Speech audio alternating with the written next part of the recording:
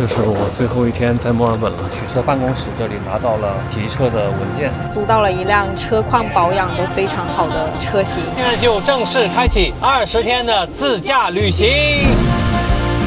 我们现在就在吉朗，这里就是大洋路的起点，我们将从这里开始我们的大洋路之行。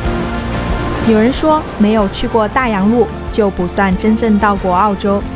这条全球最美沿海公路是无数人心中一生必去的自驾朝圣之旅。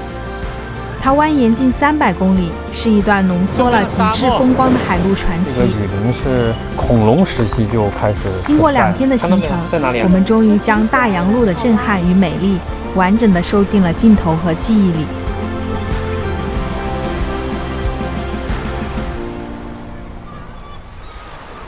嗨，各位好。澳洲的早上是10点钟退房，今天起得比较晚，我们匆匆忙忙的收拾完行李，现在去取车。因为租车公司离酒店步行估计也就300多米吧，所以我们拖着行李就过来了。Hi, East Coast. Oh yeah, so Right? just let me take Yeah. the paper, check the radio, Yeah. and you can go Right. onwards. Yeah, here you go. Have you been in the office before? No. Okay, so in that case, you should go to the office. Let me show you in maps where is it. East Coast 的这个取车点还挺麻烦的。这个是取车的地方，我得先去他们的办公室拿着手续过来。我现在赶过去，就在那边一个街区。我在旗杆花园的这个 East Coast 的取车点，它这个取车点在那里，它的那个 office 应该就在过了这个巷子，就在对面。找到了，走过来5分钟都不用。这里。Hi, sir. Do you mind? I'm video recording. I'm a YouTuber. Oh, okay. We've got your Camry, but the person that's used it before is a bit late to return. Okay, so rather than the Camry, Yeah. we can upgrade you to a Toyota RAV4. OK, sure. That's good. 我在取车办公室这里拿到了提车的文件，因为今天他还车的人他离这儿还比较远，他超时了，他跟我说，所以说他给我升级了更好的 RAV4， 更好，空间更大。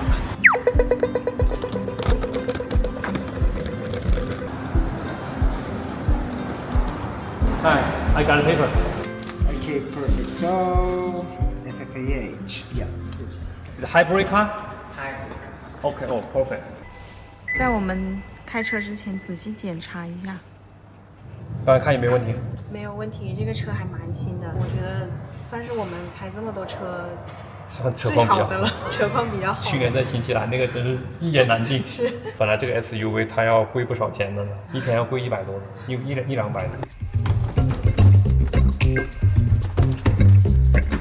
这个就是我们的行李，2个28寸的箱子，一个20寸的登机箱，还有一些小东西，差不多就这样了。YouTube, Instagram, something? YouTuber make a video. Yeah, that's good. Traveling around Australia now? All the world.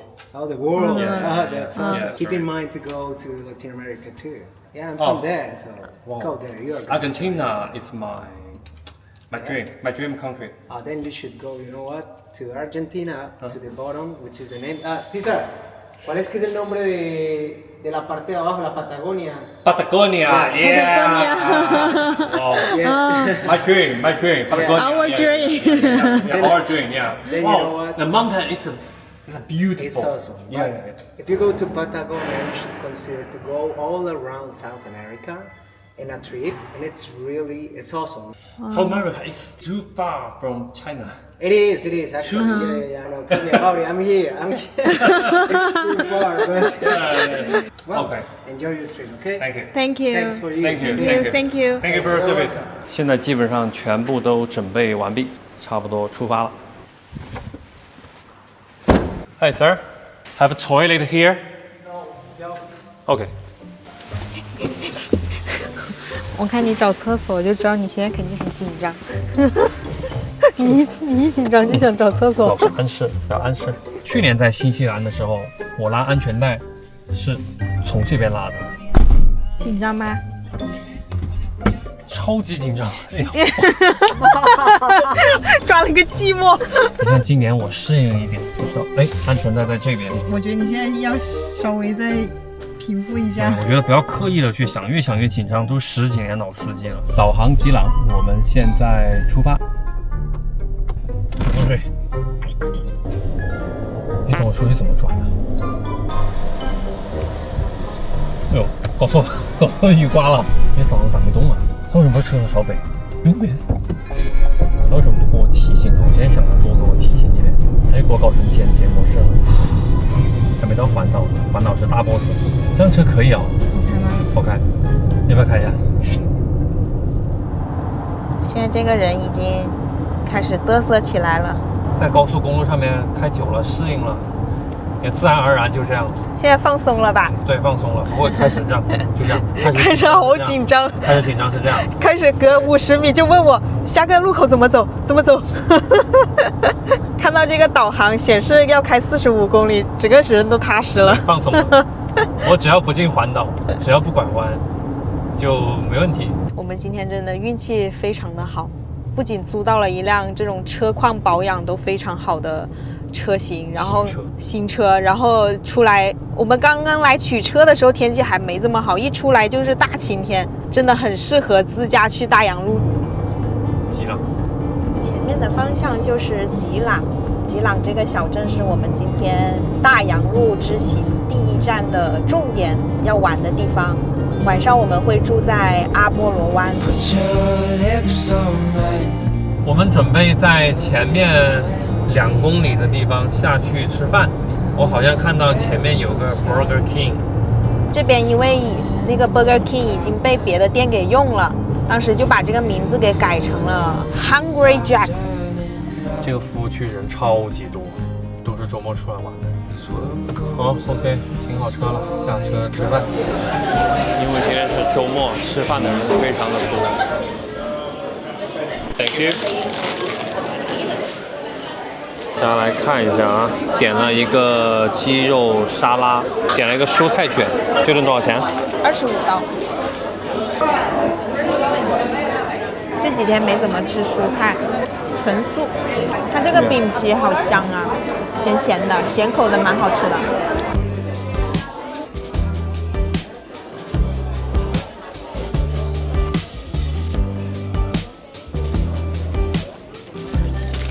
带大家看一下澳洲的加油站长什么样子。这个是 BP 的加油站，国内也有，跟国内大差不差。门口也摆了很多矿泉水，然后里面就是一个小超市。这布局跟国内也非常相像，但是超市里面就不一样，它的食物种类就非常多了。这边是饮料，是冰的汉堡、春卷、寿司、三明治、水果。那这边是它的零食区。巧克力、软糖，这边是一些工具，万能胶、钳子、螺丝刀什么的。这边就是一些手套啊、杀虫剂啊、卫生纸啊啥的。矿泉水12瓶是12块钱，1块钱1瓶。冰淇淋、饮料，他们这边的可乐特别的贵，这瓶零度要5.29。我们吃完饭，现在还有21公里，22分钟就到了。吉朗很近，今天我们也没开多少车，现在是下午2点。现在外面紫外线的强度是10，爆表啊！我这一次来，我带了3罐，我就看到大家都说一定要备防晒霜。现在我理解了，真的那个太阳晒到身上辣辣的。行驶400米后向左转。我们现在就在吉朗。告别了墨尔本，1小时的车程，我们抵达了维多利亚州的第2大城市吉朗。现在身后的这个位置就是这里标志性的白色拱门，这里被称为大洋路的起点，却有着与喧嚣全然不同的港湾闲适。科里奥港的海风轻拂，阳光洒落在东部海滩，漫步海滨时的轻松自在，完全满足了我们对海边小城的所有想象。吉朗它这里最有名的就是这个东部海湾，应该很多墨尔本当地人到了周末就会跑到这边来玩。这个海边有非常大的公园，很多的游客在这里运动啊、散步啊、遛狗啊，还还有小朋友在这玩耍的，有游乐场，旁边这里还有野餐的，非常会享受啊。沿着这个海边有很多这样的彩绘木偶，非常有特色。步道散落的100多根形态各异的彩绘木桩，曾经是被废弃的祭览桩，现在被艺术家赋予了新的生命。还有这些非常有趣、充满故事感的青铜小人雕塑，共同构成了海滨独特的艺术景观。你看这个澳洲本地打乒乓球的这个桌子，好可爱啊！好近啊！前面这里是玩直升机项目的地方，远处那里有一个很大的摩天轮，这个摩天轮是10刀一个人。这边应该是在搞什么节庆活动，很热闹啊，有一些表演，然后里面还有一些展车。我们待会在这里不能待太久，还有100多公里的路程需要赶。我们现在出发去小红帽灯塔，刚刚上高速，距离小红帽灯塔有50公里。哇，左边好美啊！这海也太美了。我们到了一个海滩，一眼望去一望无际的大海，金灿灿的，然后远处还能看得到一个灯塔，应该那里就是小红帽灯塔。这个海上还有不少人在冲浪。刚刚在上面看这个海，觉得像假的一样，怎么可以这么蓝？好多沙子。我穿拖鞋不怕。像不像沙漠？这个沙子好细啊，踩在脚上好舒服。你看前面那个开心的小狗。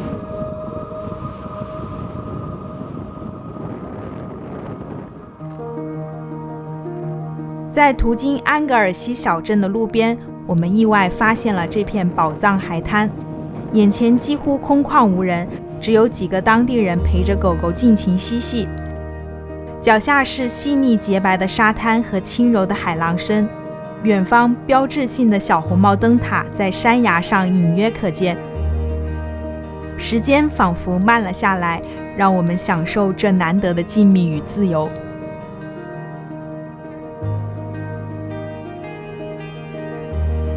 前面就是哪里？小红帽灯塔。刚才我开车进来，这边有免费停车的标识，但是你往前面走呢，就是前面有3个残疾人车位是不让停的。其实停车的地方在这边。看到灯塔，我就总觉得带着一点忧郁的气质，可能是受台湾电影的影响吧。现在太阳快要下山了，灯塔映衬在落日的余晖下，好美啊！这个灯塔还要10块钱呢。啊？到这个塔楼顶上是10刀。在外面看不更美吗？这边是一个海边悬崖吗？是往下面延伸的一条步道。哇，好漂亮啊！搞一个5倍镜，拍过去很漂亮啊。哇塞，这里的风也太大了。大洋路变成了大风路。你觉得那个石头像什么？其实有点像12门徒其中一个。看到没有？那个房子怎么样？绝了！悬崖边的豪宅。你说整天打开窗户看这个风景，唯一的烦恼可能就是有点潮湿吧。现在吹着我的手都有点黏糊黏糊的。哎，你看那边海上起雾了，看到没有？哇，你看那个雾好有层次感了，看到没有？那边好冷啊！太模糊了，看不清楚。灯塔下面写了1891年到1991年，200多年的历史。我们从停车场出来，看到一只好大的鹦鹉，还在吃东西。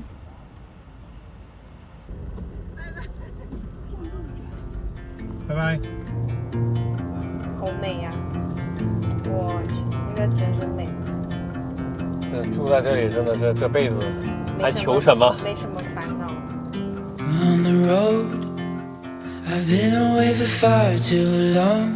我身后就是大洋路的纪念门牌。我们将从这里开启我们的大洋路之行。作为大洋路起点的标志性地标，这里并非只是一个观光景点，更是一段历史的见证。为了纪念那些参加一战后返回并投入修建公路的士兵们而修建了这座纪念门牌。门牌下，矿工的雕塑默默站立，向我们诉说着这条路背后100年前的艰辛与奉献。哇，好看呢！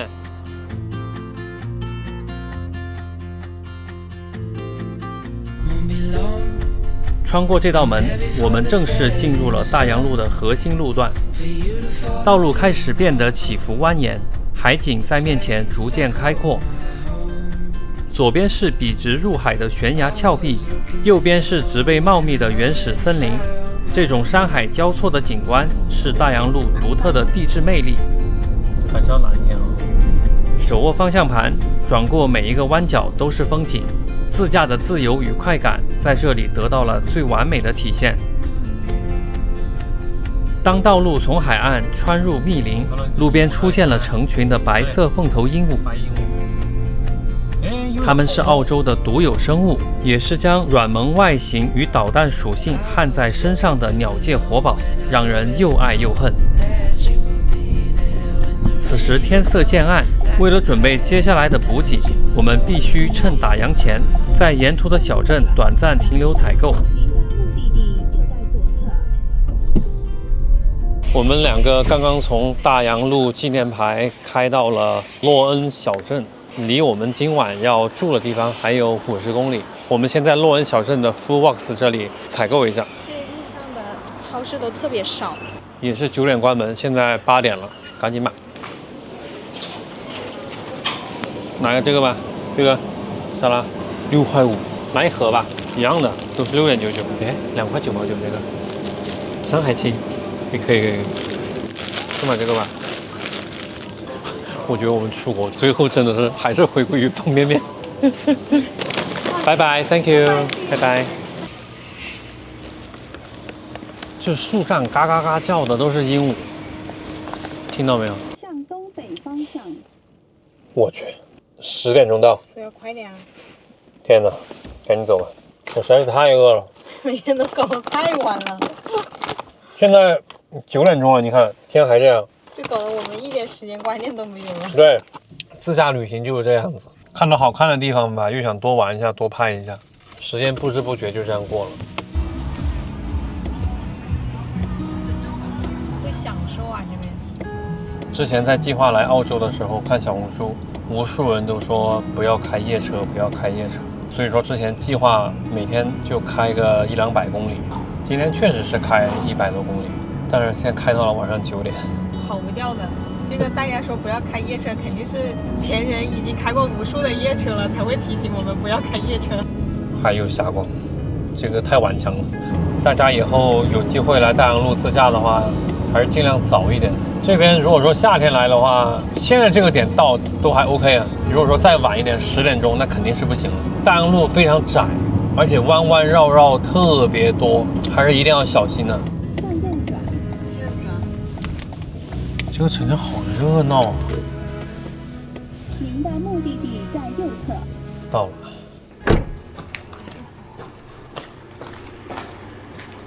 他们已经下班了，然后前台给我留在了这个箱子里，车就停门口了。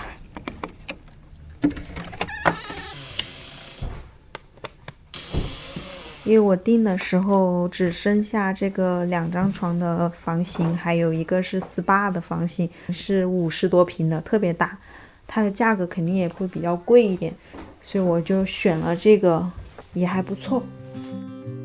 昨天晚上我们就是住在阿波罗贝的这个 motel 这里，这个 motel 还挺方便，车可以直接停在房间的门口。motel 的退房很简单，就把这个房卡插进去，我们就可以离开了。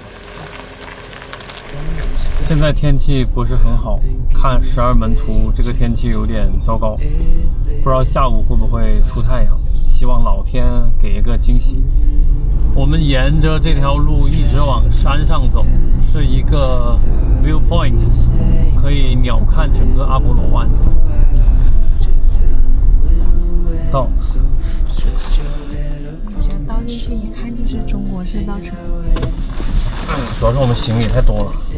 去这个观景点，我们要走10分钟的一条步道。这里面还挺凉的。现在我前面就已经可以看到一望无际的大海。快爬到山顶了，现在视线逐渐开阔。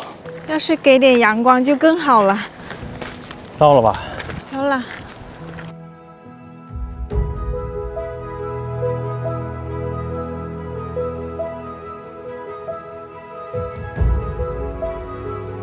阿波罗湾背靠奥特维山脉，19世纪30年代为捕鲸站，1856年开始有人定居。这里是著名的冲浪圣地，这边就是一整个大大的一个海湾。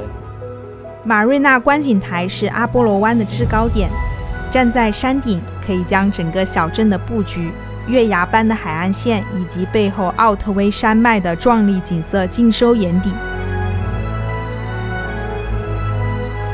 很可爱的考拉。刚刚离开阿波罗湾的一个路边，这里有很多的桉树，大家都在围观一只桉树上面的野生考拉。它在睡觉还是在吃东西？在哪里啊？那里，看到没有？这边，这边，这边。哪里？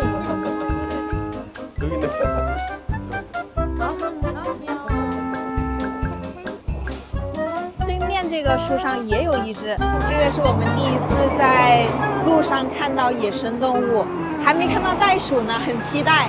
走吧，我们继续往前开，说不定能遇上。天晴了，谁能想到，澳洲的天气实在是太多变了。这个森林是什么森林啊？好茂密啊！它是一个国家公园，待会我们要去的那个点有一个灯塔，也是在这个国家公园里面。它是一个大洋路上的雨林段吧。离开大洋路的冲浪段，我们进入了中部雨林段。现在我们来这个国家公园的雨林徒步，这个叫什么 Grey Otway 国家公园。走。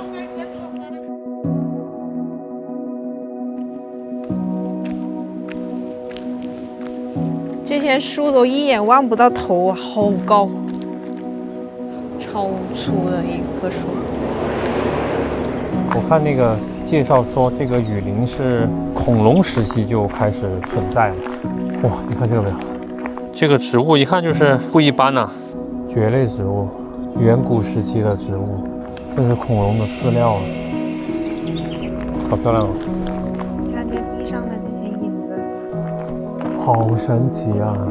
太美了。那蕨类怎么可以长到这么高呢？这个枝繁叶茂的，现在这个光线洒下来绝了。这片被称作奥特威雨林的绿色秘境，更像是一座活的自然博物馆。巨大的山城和梭罗是恐龙时期的活化石，已经在这片土地上延续了数千万年。尽管我们眼前看到的个体树木相对年轻，但这片雨林让我们看到了可以追溯至冈瓦纳古大陆时期非常古老的生态系统类型。阳光费力地穿过厚厚的树冠，洒下斑驳的光点，空气里满是蕨类植物和潮湿泥土的清新气味。置身其中，能听到的是溪流，是鸟鸣，是这片雨林自己的呼吸声。刚刚我听到了嘶溜嘶溜的声音，我都怀疑是不是蛇，吓我一跳。哇，这棵树，这棵树的年龄都不知道多大了。哇，你看这个树洞，这个树有多粗？那这还有一些菌类，我在树上有看到很大颗，是蘑菇吗？这个是不是石头？蘑菇，就是蘑菇的味道，我闻了一下。你看你前面那棵树，光线正好照到它这棵树上。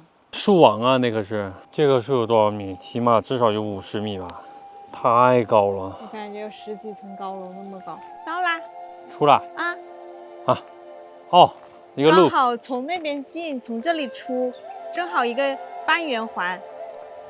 这个雨林步道布局非常的合理，我们的停车场在这里，刚刚是从这里下去的，然后返程是从这里回来的。我们现在进入往灯塔方向的路段。好漂亮的这条路哦！开往奥特威灯塔的这段路，如同一条光影隧道。已经看到成群的牛和马了。往灯塔这一路上，很有可能会遇到野生动物。从森林到田野，沉浸沿途美景的同时，也别忘了提前下载好离线地图。还没信号。这一路都没信号。这个国家公园就是很长一段都没信号。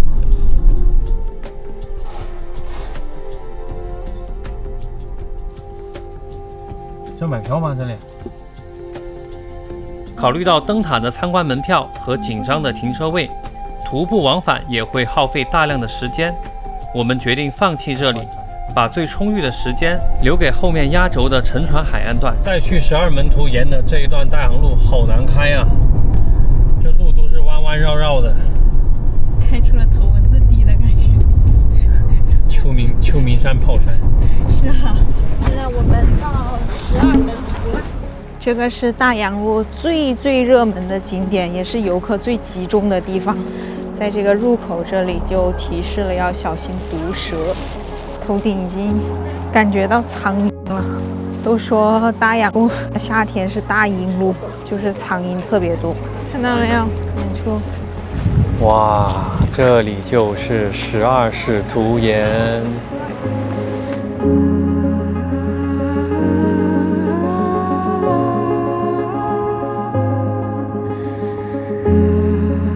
眼前这寥寥石柱，就是大洋路乃至整个澳大利亚的名片。海浪用2000万年将石灰岩雕刻成了现在的断壁奇岩，又因数量和形态酷似耶稣的12门徒而得名。听着100米之下的惊涛回响，感受到的是人类历史的瞬息与自然永恒的荒蛮。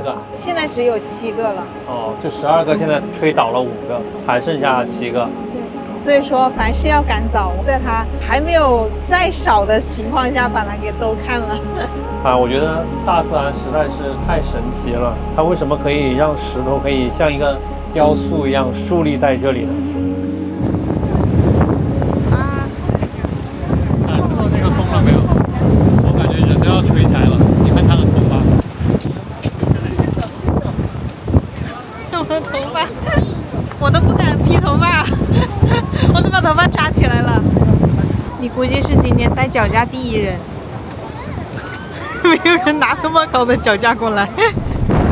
前面有2个单独的使徒岩，它就在圣光的方向。现在是5点多的时间，应该是早上来会好一点。西边在那边，对，这个方向看过去的话就有点背光。如果说是早上来的话，是圣光会好一点。从12门徒向西仅10分钟的车程，我们抵达了洛克阿德峡谷。这边游客明显就比12使徒那边少了很多。这边也是提醒小心有蛇，我还挺怕蛇的。现在正好是夏天。洛克峡谷有没有名啊？有名啊，它也叫洛克阿德峡谷，是沉船湾，好像是有船沉在这里，所以叫沉船湾。我看那边关闭了几个景点，对，它现在已经不能下去了，以前这里可以下去的。下到海边。你看现在澳洲这边已经其实6点半了，就像我们3点多的太阳的高度一样。所以说你在这儿你会不知不觉的忘了时间，哎呀，都还觉得很早一样，还要计划着等会儿再去下一个景点。所以说每天晚上吃饭都已经10点11点了。走这个只有150米，那边就不去了吧。把你这个脚架用后期做成金箍棒，你现在就是去西天取经。哎呀，每次出来玩，真的很想像那些老外一样，啥都不拿，松弛哈。他们不拿相机，他们拿望远镜。我看到好几个老外拿望远镜，他们可能更把旅行当成一种放松啊，不像我们去哪里都想把这些美好的事物给记录下来。我觉得我们慢慢的也是会改变的。到了。哇，你看，一个人都没有，哎呀，也太好了。哎呀，其实有时候看这种景，什么都不拍，就这样看着挺好的。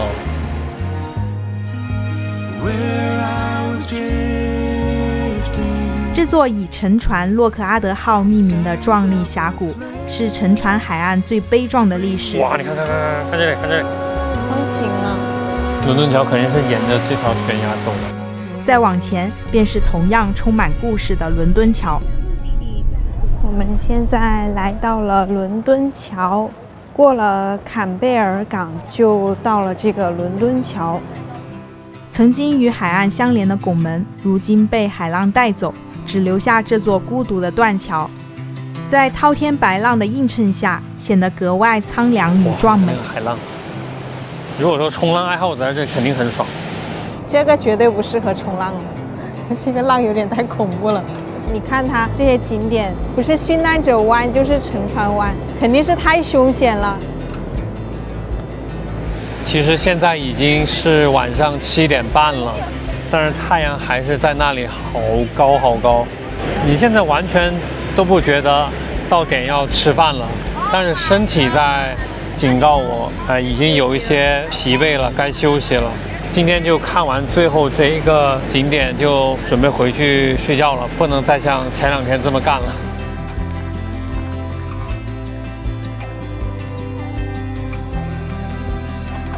现在我们赶往今天晚上住的地方，它也是大洋路的终点。我们这一路开啊，两边都是农舍，开了40公里，路上没有遇到一辆车。不知道到那个地方能不能在超市，或者说能遇到一个餐厅填饱一下肚子。现在距离目的地还有4.6公里。哎，这边有个餐厅啊，它是博物馆。这边是路过一个小镇。算了，自己做饭吧，别想了。就不会有吃的这个地方。到今晚住的地方了。对，是这里没错。我们住在这个棚屋这里。这是一个农舍，有一股牛屎的味道，很香。这是今晚我们的小房间是吧？是的，迷你的客厅吧，算是。嗯，一个茶几，3张躺椅。厕所挺大的。我觉得他这个民宿还挺好的，还准备了好多吃的，薯片啊、糖果、牛奶，还有好多的咖啡。哇，这家房东给我们留了好多东西啊！这是花生酱、巧克力酱、蜂蜜，这里面还有各种酱。然后冰箱里面有牛奶、0度可乐、果酱、瓶装水，这也太爽了！住这么多天，终于感觉到了有一种家的味道了。看着外面像是农舍，里面很香，一点牛马的味道都没有。牛马的味道，我们自己就是牛马，我们自己身上就充满了牛马的味道。好，现在我们先做饭。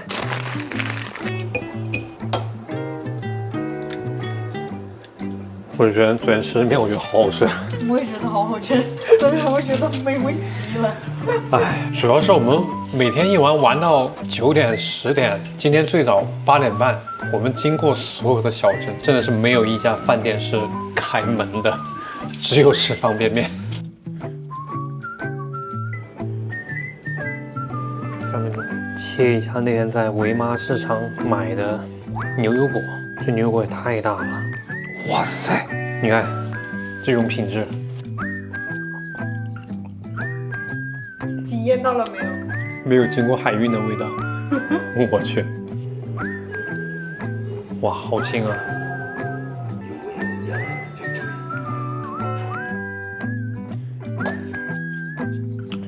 这是我第一次用微波炉煮方便面。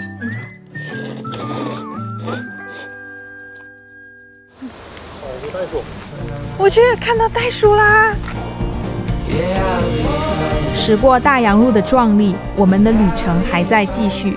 接下来，我们将一路向西，穿越州界，途经龙虾镇和德国村，深入南澳大利亚。在阿德莱德和一位可爱的房东共度了一个离家万里的温暖春节。之后，我们将前往与世隔绝的袋鼠岛，去邂逅最纯粹的自然奇观。旅途的精彩一直在路上。看你背后。我们下个视频再见。40度，热得我头晕眼花。